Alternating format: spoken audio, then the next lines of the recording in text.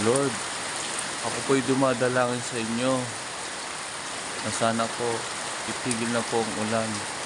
Marami na po napipinsala at nagugutom.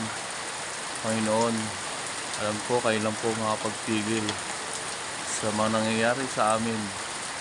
Lord, kayo makapangyarihan at sana po itigil na po ng bagyo ng mga pumapasok dito